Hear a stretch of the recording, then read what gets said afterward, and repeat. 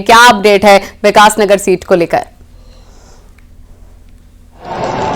जी नलिनी, इस वक्त मैं यहाँ पर विकास नगर जो काउंटिंग सेंटर जो बनाया गया उसके कैंपस में मौजूद हूँ और लगातार यहाँ पर बारिश भी हो रही है, लेकिन उसके बावजूद भी यहाँ पर जो प्रत्याशी के जो समर्थक है उनमें जोश कम नहीं हो रहा है। कैंपस के बाहर मेन गेट से जो गेट बंद कर रखा है उसके अंदर काउंटिंग चल रही है और बाहर की अगर बात करें तो लगातार शोरगुल की आवाज अंदर तक आ रही है। जो प्रत्याशी के जो समर्थक है वहां पर अपना जोश प्रकट कर रहे हैं। चक्राता की बात कर लेते हैं। चक्राता की इस चक्राता में 5 जिला पंचायत सीटों पर रिजल्ट आ चुका है और 5 सीटें आपको ये बड़ी बात है कि 5 सीटों पर कांग्रेस ने जो कांग्रेस के जो अधिकृत प्रत्याशी थे उन्होंने जीत दर्ज कर ली है और उसमें जो कांग्रेस के वरिष्ठ विधायक प्रीतम सिंह उनके बेटे जो अभिषेक जो है उन्होंने भी जीत दर्ज कर ली बिरनार सीट से। तो ऐसे में देखा जा रहा है कि ज्यादातर सीटों पर इस बार जो है युवा प्रत्याशी सामने आए हैं और दूसरा महिलाओं की संख्या में भी इस बार इजाफा देखने को मिला। महिला भी काफी संख्या में इस बार चुनावी मैदान में नजर आई और जीत दर्ज की है। तो लगातार कांग्रेस की बात की जाए तो चक्राता से इस बार कांग्रेस की बढ़त इस बार नजर देखने को मिल रही है और विकास नगर में इस वक्त एक सीट पर रिजल्ट आ चुका है। जिला पंचायत की अगर बात करें तो केदारवाला से वहां पर भी कांग्रेस ने जीत दर्ज की है। जी ठीक है, मैं आपके पास लौटूंगी। चमोली का नितिन सेमवाल के पास चलते हैं। चमोली से रजनी भंडारी को लेकर क्या जानकारी मिल रही है? नितिन, फिलहाल हर किसी की निगाह टिकी हुई है क्योंकि हम देख रहे हैं कि बड़े बड़े चेहरों पर भी हर किसी की निगाह है। कई जगह बड़े बड़े चेहरे हारे भी हैं, कई जगह जीत की जश्न मनाए जा रहे हैं। फिलहाल रजनी भंडारी को लेकर क्या अपडेट नितिन?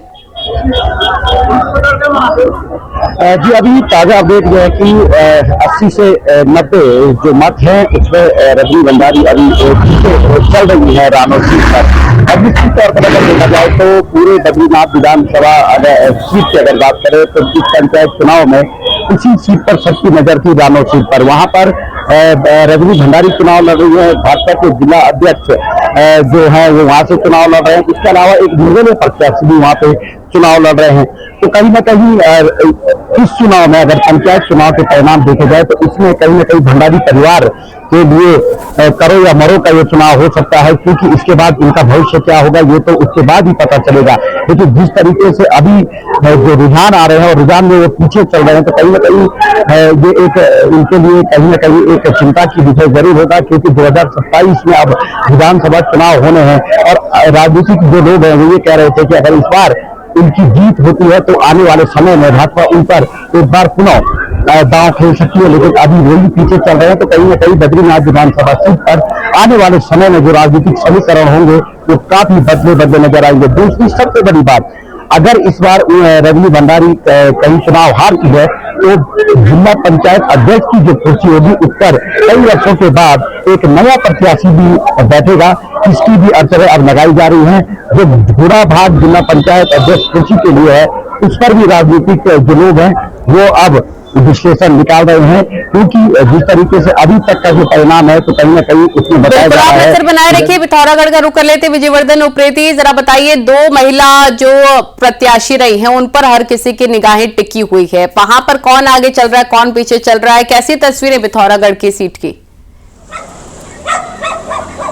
कि निश्चित तौर पर ये दोनों मैंने आपको पहले ही बताया था, दीपिका चुफाल हो या दीपिका बोरा हो और कमला चुफाल हो, इन 3 महिला जो जिला पंचायत की सदस्य हैं जो भाजपा की समर्थित उम्मीदवार भी थी, उन पर सभी की निगाहें लगी हुई थी कि क्योंकि अगर कोई ऐसी सूरत बनती है पिथौरागढ़ जिला पंचायत अध्यक्ष की सीट महिला होती है तो इन तीनों में से ही कोई अध्यक्ष का बीजेपी का दावेदार हो सकता है। लेकिन सबसे बड़ी लड़ाई ये बिशन सिंह चुफाल के लिए थी, क्योंकि बिशन सिंह चुफाल पूर्व प्रदेश अध्यक्ष रह चुके हैं बीजेपी के, साथ ही 6 बार के वो डीडीआर से विधायक हैं।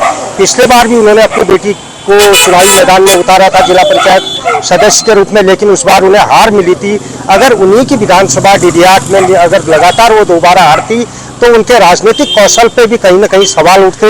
लेकिन इस बार बिशन सिंह चुफाल ने इसे अपनी प्रतिष्ठा से जोड़ा और जीतोड़ मेहनत करके उन्होंने इस कड़े मुकाबले को अपने पक्ष में किया है। तो निश्चित तौर पर एक उनके लिए एक बड़ी उपलब्धि है, क्योंकि उन्होंने अपनी बेटी को यहाँ राजनीति की शुरुआती पाठशाला में यहाँ पर उतारा है। अब ये देखना है कि बीजेपी इस जीत को किस तरीके से लेती है, हाईकमान किस तरीके से लेता है। लेकिन ठीक उसी तरह जो दीपिका बोरा है उन्होंने भी अपनी लगातार जो निवर्तमान जिला पंचायत अध्यक्ष है वो भी जीत कर यहाँ पर आई हुई है। हालांकि उन्हें भी निर्दलीय ने कड़ी टक्कर यहाँ पर दी। प्रत्याशियों को बहुत शुक्रिया आप सभी का जुड़ने के लिए, जानकारी देने के लिए, हर एक सीट का समीकरण बताने के लिए।